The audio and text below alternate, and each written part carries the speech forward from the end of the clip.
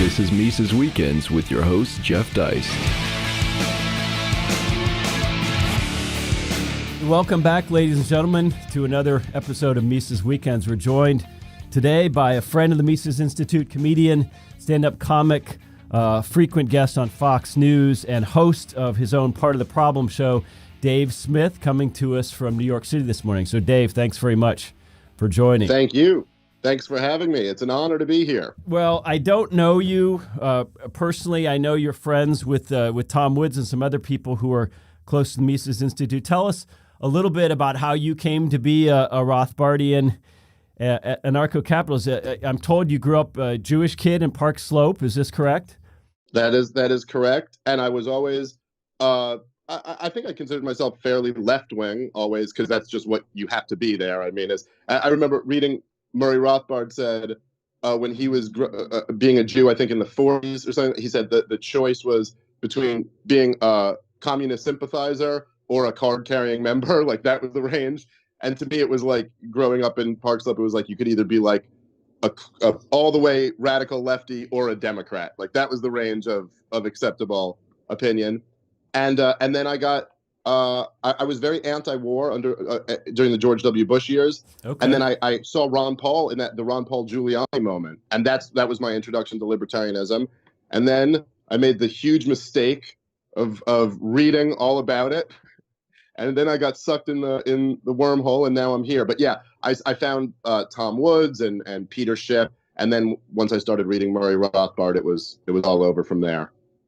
Well, it's interesting that you say you were anti-war as a lefty. Was that in the true sense of the word? In that, because a lot of people on the left support fomenting certain revolutions when it's for the right purpose, and they're not always opposed to what the CIA does or what the U.S. military does if it's for purportedly humanitarian purposes.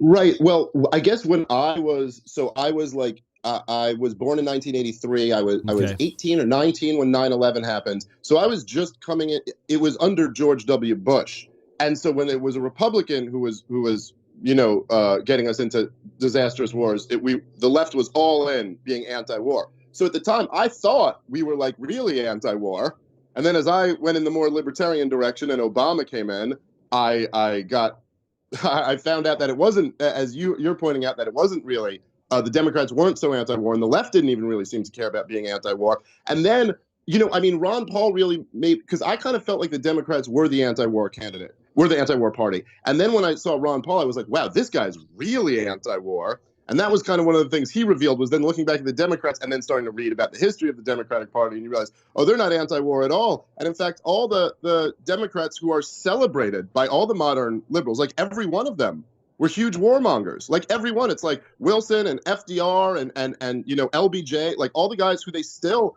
have no problem praising, were all the worst offenders when it comes to, the tiny little problem of mass murder.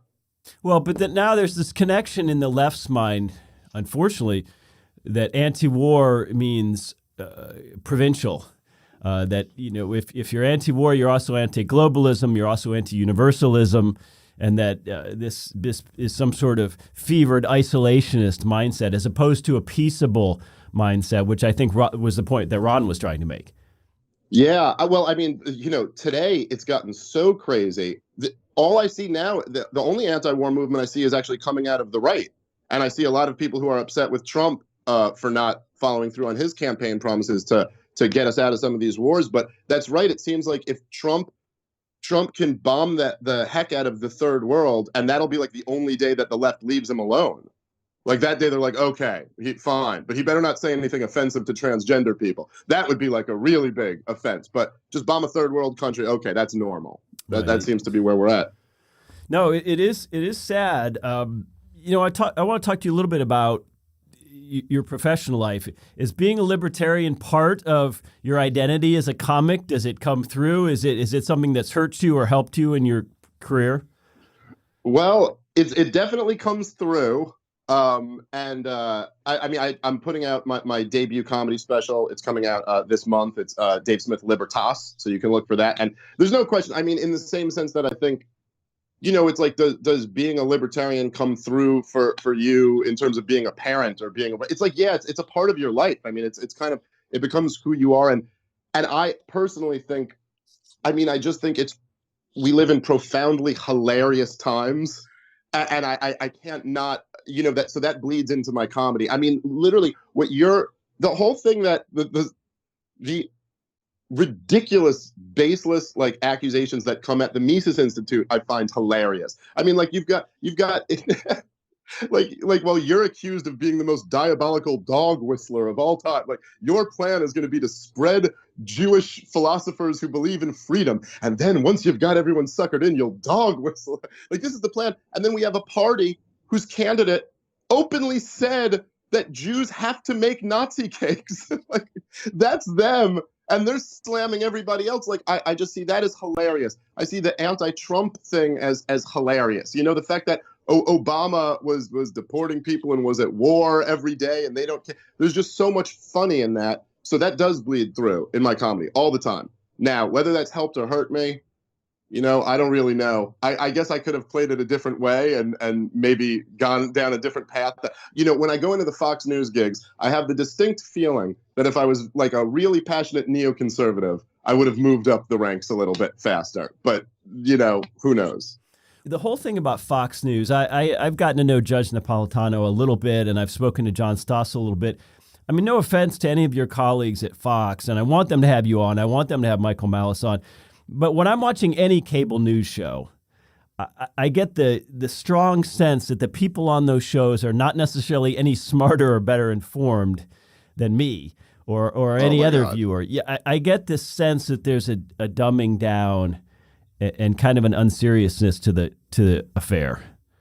Oh, it's unbelievable. I mean, I'll tell you right now, there are people straight up on these shows who don't read, who will tell you that. Like, you bring up, I don't really read books. I mean, there's people who are doing these cable news shows who do a little 30-second, panel. They come to each one of you who could not do a podcast.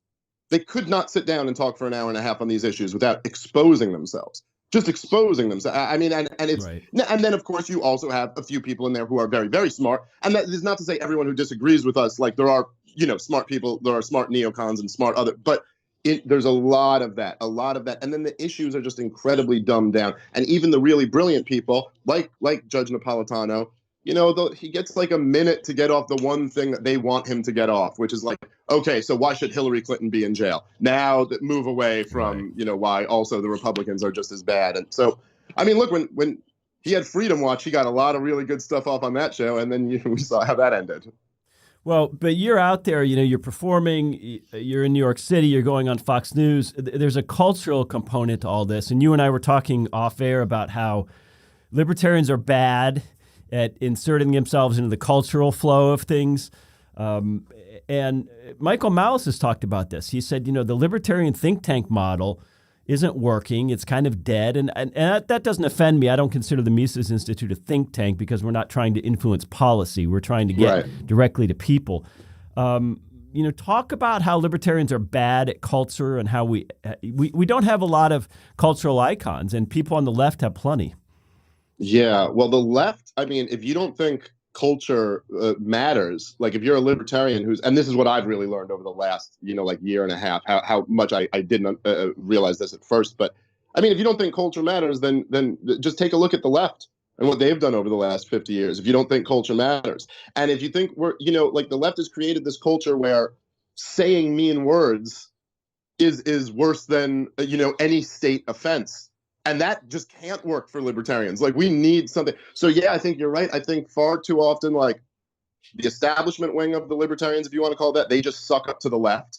So they suck up to this culture that will absolutely doom us, that we can't. So they have that. And then I guess what we haven't done a good enough job is kind of branding a libertarian, like libertarians, which I think what I try to do, and I think what Eric July, if you're familiar with him, what he tries to do is just be like, I'm out there, I'm just an artist, just in the world, just like you are, and I happen to be an unapologetic libertarian too. And just at least make it like this thing that there's nothing wrong with that. There's nothing, because far too often what we have out there are like people who, and this is why Gary Johnson was so terrible as a defender of, as a promoter of the message, because you'd have this thing where you go like, well, I think pot should be legal. And I'd be like, well, what about heroin? I'd be like, no, you're probably right. That would be really, really bad. Well, what about freedom of association? Oh, no, that would be really bad, really bad. So, if we're out there constantly running away from our own message, and this is like what I learned from Ron Paul, I think you got to go out there, be unapologetic, stand for what you stand for, and be willing to face the boos if they come.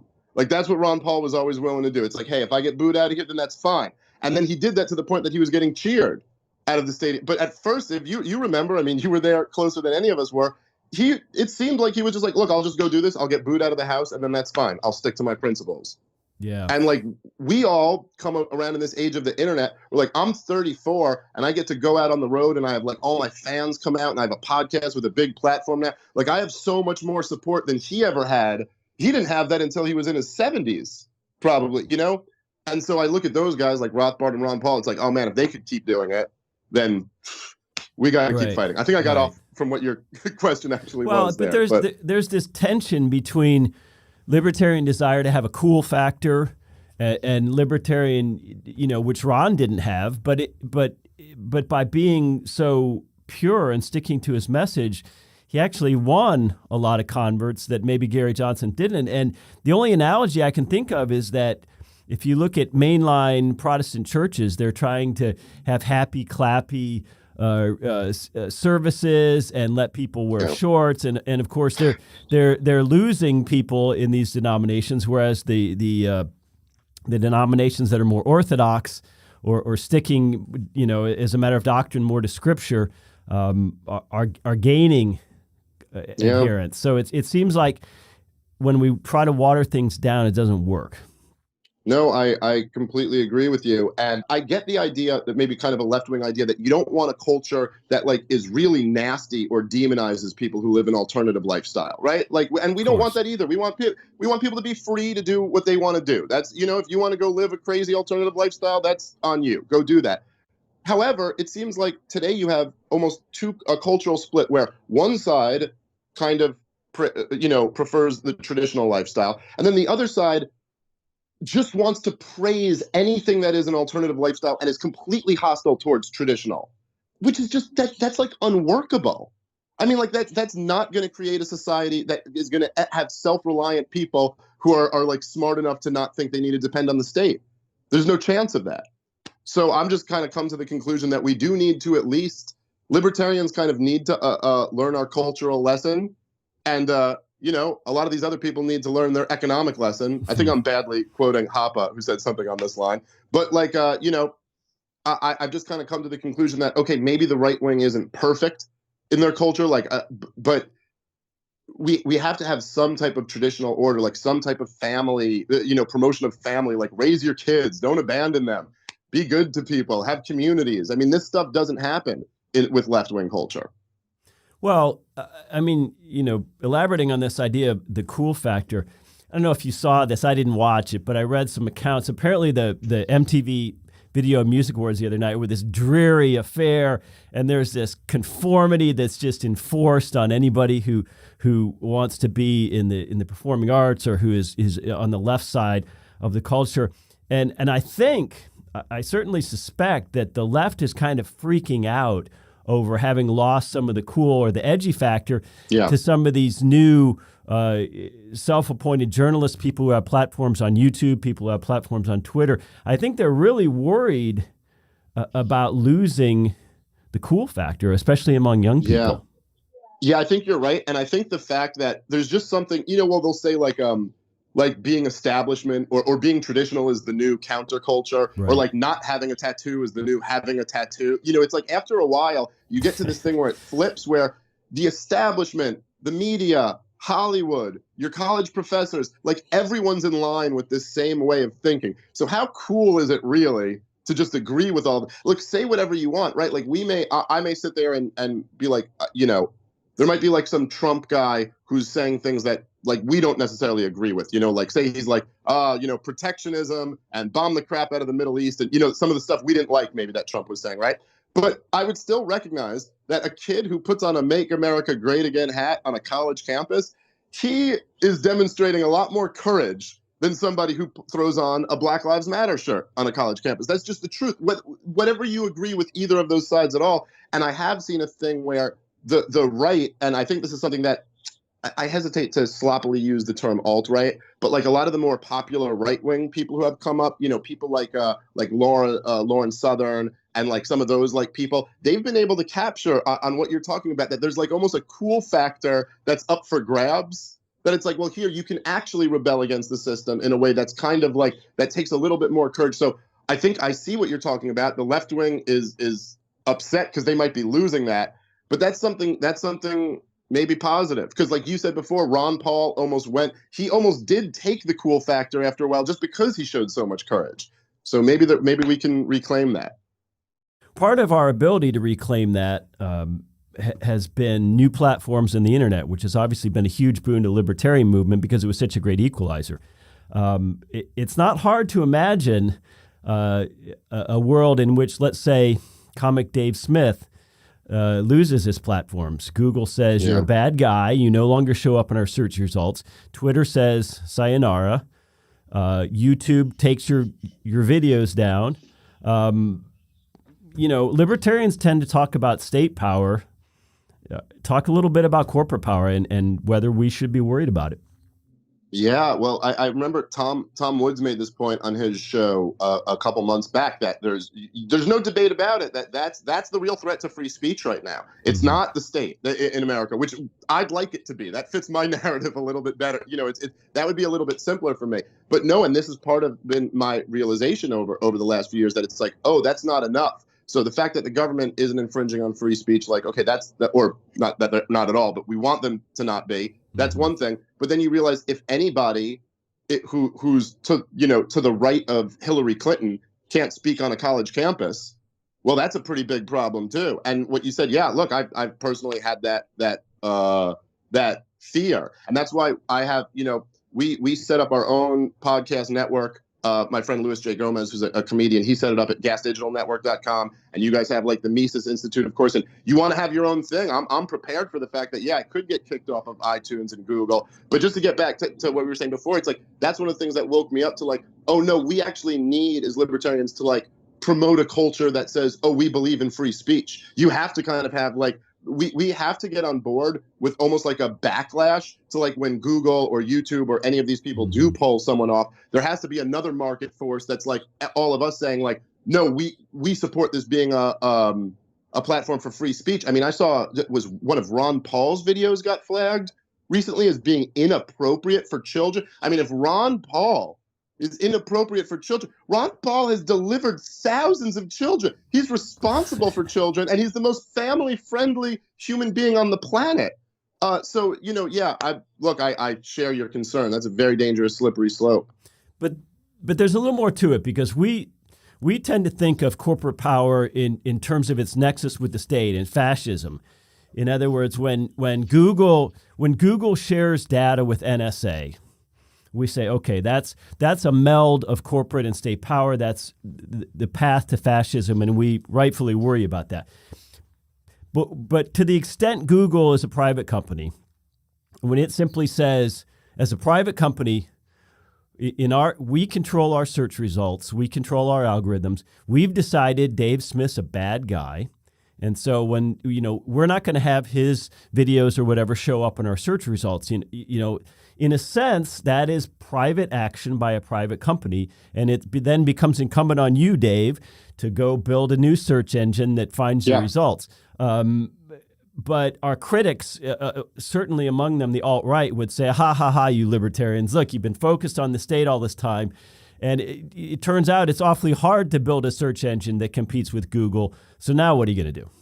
Well, so I agree with you, and the first part of like what you said is correct. I mean, look, they have the right to do it. I'm not like the only thing I think the libertarian, right, just purely being a libertarian has to say about that is like, yeah, we can't write a government rule that says they can't do that. Like, we have to fight this fight in the market. And that's why I'm saying, like, we have to roll up our sleeves and get into the cultural fight. So you can still maintain the complete libertarian belief. Like, look, they do have a right to discriminate. They do. I believe in the right to discriminate. I don't want Google to discriminate based on these issues because these companies are so big. So we got to just be like, okay, I hope enough of their customers put a lot of pressure on them. Look, the alt-right can laugh at us all they want for not having a state answer, but they don't have one either. They just say, let's write a law that says we have to have this, and you'll never get it. As you see, they got Trump in there, and now we know if the government does get more involved, they're just going to get more involved on the side that we don't want them to be on.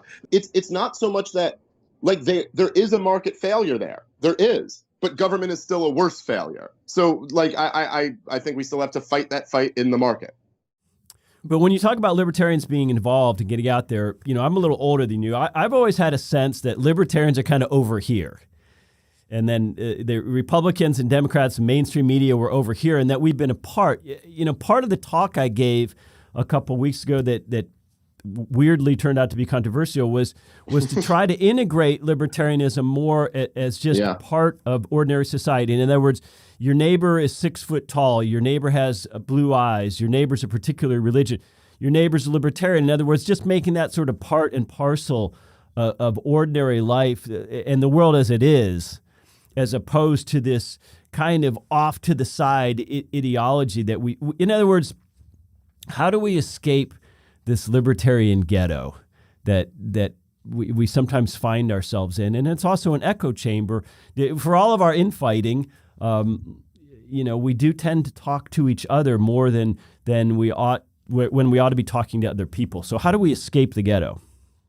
Well, I actually kind of hate saying this, but I've been convinced more and more over the last year that we do need a good leader in the political realm, not for anything in terms of the operation of government, just to do what Ron Paul was doing. And I just look at the libertarian movement and I feel like we've lost a lot of juice since Ron Paul left politics. And Ron Paul is still doing phenomenal work, by the way. I mean, the guy's got the work ethic of God. Like, it's unbelievable. The man could retire and he's contributed more to liberty than any of us, you know, but he's just still writing multiple pieces a week and doing podcasts every day. But as you said, he's kind of just talking to us now. He's not getting up and talking to the world and being in a debate where he's, you know, like kind of clowning all of these other people and exposing them. So I don't know. To me, I look at like what Ayn Rand did with novels, you know, like really spoke to a large group of people. I don't think novels are really where the culture's at in 2017. I think, like you said, podcasts are more likely to do it than that. But I do think that Ron Paul being in the political game, so maybe we need like another great leader to get up there and you know, kind of help in that sense. But I do agree with the point that you were making in your speech, the point that you were actually making for anyone who cares to listen to it, which is just like, you have to look at what actually motivates human beings, what people actually care about. And it's not just the things that we care about. But the thing that I've kind of really, I guess, as like the left has been more and more openly just hostile to Western civilization and capitalism and white people and, you know, the whole, it has kind of woken me up to the fact that I guess I took for granted how far we had come culturally. Like, I think maybe we all took for granted the fact that non-aggression is basically accepted in every realm except the state. Say, like, maybe not so much with Antifa rallies lately, but which is like what we're losing, kind of, right? But for the last, say, 50, 60, I mean, you could make the argument, and we all do when we're arguing about, you know, like libertarianism, that we would go, okay, well, morally speaking, what other group can do this besides the state? You know, like, what other group can do this? And people would be like, well, no, you're right. Morally speaking, I can't decide, oh, I don't like the plant you're smoking. I built a cage in my backyard. I'm going to throw you in there. And I'm giving money to a charity. And if you don't give me money, I'm going to throw you in that cage with the guy who smoked the plant. Like, we'd all be like, no, you can't do that. But, you know, if you were to just like land in the middle of like, I don't know, in the middle of Palestine tomorrow or something like that, and you go like, oh, well, that guy's a Jew or something like that. Like, they're like, we're going to go get him. And you were like, well, guys, the government couldn't do that. They'd be like, yeah, they can, and we can do it too. Like, you know, there's a lot of cultures that haven't accepted non-aggression. So it's almost like now that I see the left is actively trying to tear that apart, I do think it's not unreasonable for libertarians to be like, let's kind of like culturally join the fight with the right-wing people, support that kind of Western civilization, because within there we can still make the argument for non-aggression. So I don't know. That's kind of how I see it. Dave, let's wrap up by going a little bit deeper into what seems to be this left and right divide that even infects libertarianism, but it certainly infects the greater culture. I mean, it's really more of a cultural preference between people, how they want to live. But if we can all agree, at least among libertarians, that our goal is to significantly reduce or even eliminate the role of the state in society, and beyond that, let people live peaceably, but let the cultural chips fall where they may. Yeah. Can't we sort of bypass this left-right debate and say, hey, we're willing to accept the consequences of a world where the state has very little role? In other words, you can certainly have a socialist enclave to your heart's content in Ron Paul's America. You can't have an enclave that opts out of Social Security in Donald Trump or Hillary Clinton's America. And I would argue that's the difference. Yeah, look, I mean, I completely agree with you. I think that to me was one of the most compelling points that sold me on being a libertarian. In the beginning, it was kind of like, oh, well, if what all the socialist economists say is true, or, they've kind of given up on this argument, but they always say this is going to be more efficient, then fine, go do it and good luck. It's the fact that you need to rule over the rest of society kind of reveals how inferior your economic system is. Yeah, I agree with that, but it just seems to me like if you're talking about like within libertarians, the cultural split to me seems to be like, okay, so you've got like the Mises people, Ron Paul, Tom Woods, Bob Murphy, like that whole wing who are like consistent libertarians and who have the attitude you just had, where it's like, okay, you let the culture play out however it will. Because truthfully speaking, we kind of know how it's going to play out absent of state interference. It's like, yeah, you can go have an unstable lifestyle, but no one's going to subsidize that at the end. And like, that's fine. But the thing is that the left libertarians, or the more mainstream half, and the half that I'm around all the time, I just did an interview for Reason Magazine yesterday, and I talked to these guys, and this half of people, well, some of them are very nice to me. I mean, they think that saying like a no word, or if maybe someone wrote something 30 years ago that was racially insensitive, they think that is like more of an outrageous offense than nominating a vice presidential candidate who supported the war in Iraq. Like, that's where their mind state's at. So I don't know how we bridge that with them. This is what's been getting me more frustrated lately, is like, I don't know how, that seems to me to be someone who's more concerned with sucking up to the left than actually reducing the state, as you were saying before. So I think maybe in a way we got to figure that out. I would love to see the LP like nominate a really great libertarian candidate that we could all get behind. But I don't know. I wish we could do what you're saying. We could all just come together as like, look, we're against the state. Let the chips fall where they may. But I don't know. I don't know how to bridge that Well, divide. Dave, we got to leave it there. How can people find you on Twitter, and how can they find the Part of the Problem show?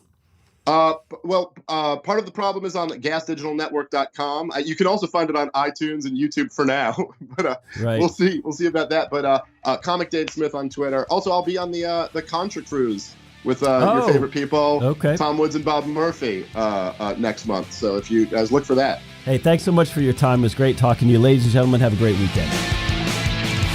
Subscribe to Mises Weekends via iTunes U, Stitcher, and SoundCloud, or listen on Mises.org and YouTube.